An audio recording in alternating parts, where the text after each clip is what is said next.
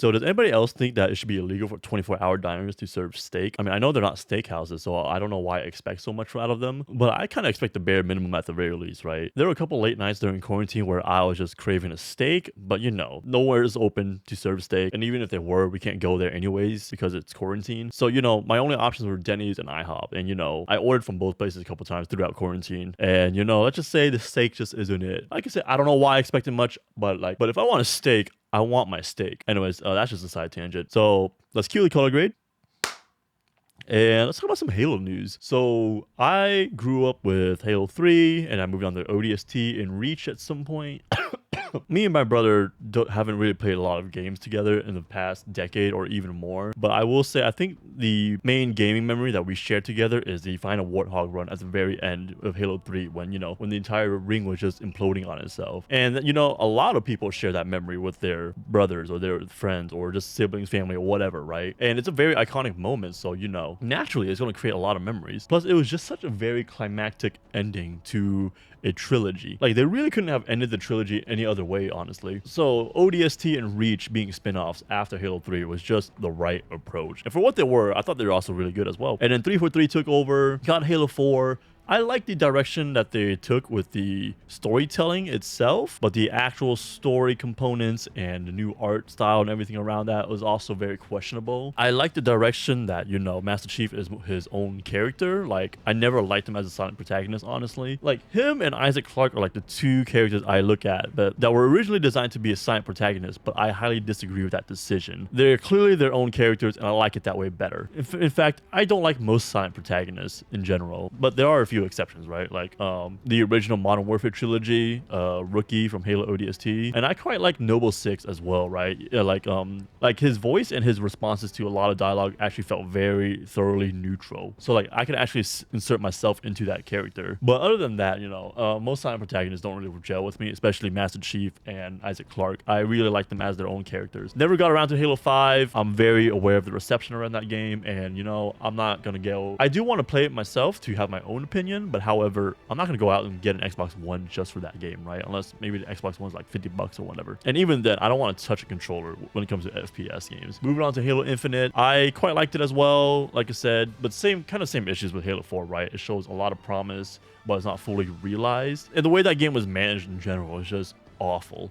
So that was 343's legacy. And earlier today, right, there was a huge announcement happening, right? And when I heard about it, I was like, okay, if it's not a new game, I don't know if I really care, right? If it's anything else, I'm not going to give a damn. Apparently, I was actually quite shocked with the news. 343 Industries has rebranded to Halo Studios, and that's freaking crazy. However, Halo Studios is just a rebrand of 343 Industries. However, from my understanding, it's an entirely different team though. Completely different team members, and they still have positions open for hire. So it's basically a whole new studio at this point, and that's quite exciting. And previewing, the Unreal 5 engine, it looks absolutely gorgeous. And we've known for a while now that there's a lot of leaks in the industry right now saying that Halo 1 or Halo CE is getting a remake on the Unreal Master lol on the Unreal Engine 5, and they didn't explicitly announce a Halo CE remake on Unreal Engine 5, but they did heavily tease it with the tech demo that they're showing off in this announcement. Like it's all but confirmed at this point. It's happening. And when I first heard the leak, I was like, really, we're gonna retread Halo CE? Hot take, I'm not the biggest fan of Halo CE. I think it's a charming game, but I'm not the biggest fan of it, but I appreciate it existing, and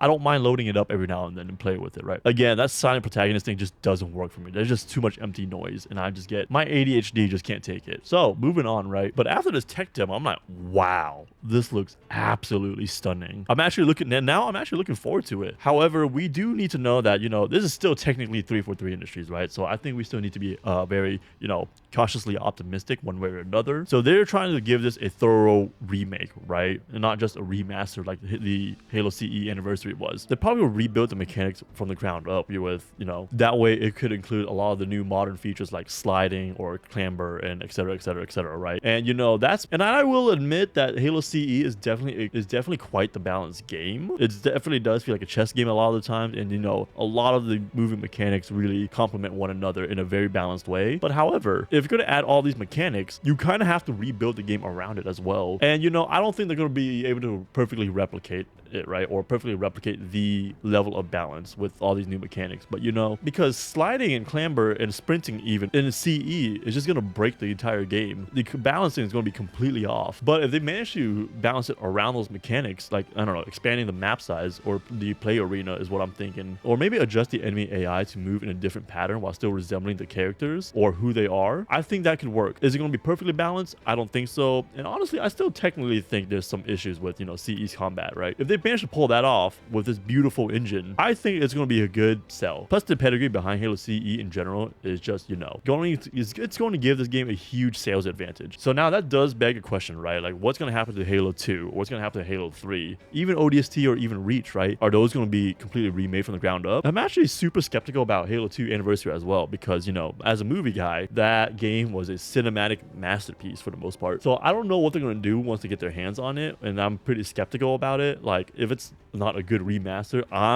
me as a movie snob, I'm going to be quite offended. However, Halo 3 needs that makeover. It has not aged well at all. It's quite awful. Like, the face models, the textures of the skin, just texturing in general of that game is just awful. Plus the lighting at times feels really blown out, especially like the opening mission, right? I forgot what it's called. Something Sierra 117, I don't remember. Plus the sound design in that game is kind of piss poor. But yeah, now that kind of begs the question, you know, like where does Halo go from here after Halo CE, right? Are we going to get like the Resident Evil treatment, you know? They're going to release maybe like a continuation to Infinite, but then they're going to get like a 2 remake, a 3 remake, and then maybe even a ODST remake, and then maybe we finally get another sequel to the continuation of Infinite. I don't know. But Halo right now does seem to have a very bright future with Halo Studio coming in. And I'm quite excited about that, really. Like, genuinely, I'm very excited. And from the looks of it, they're not actually just contracting people anymore. And even if they did, like, the fact that they're on Unreal Engine 5 now, they don't have a lot. It's not going to there's not going to take a lot of time for them to adapt to the engine that they're using, being Unreal Engine 5. Because if y'all don't know yet, right, since they're contracting developers during the development of Halo Infinite, and the slip space engine was just all over the place, it was just a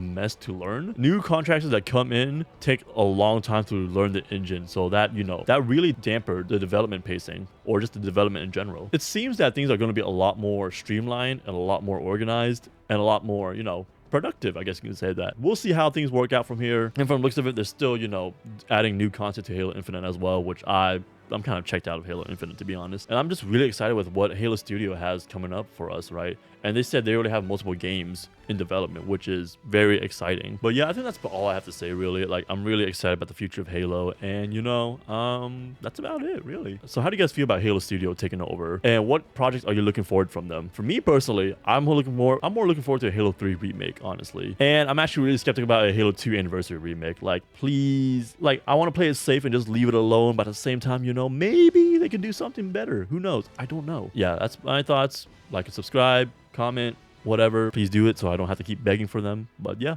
see you, nerds.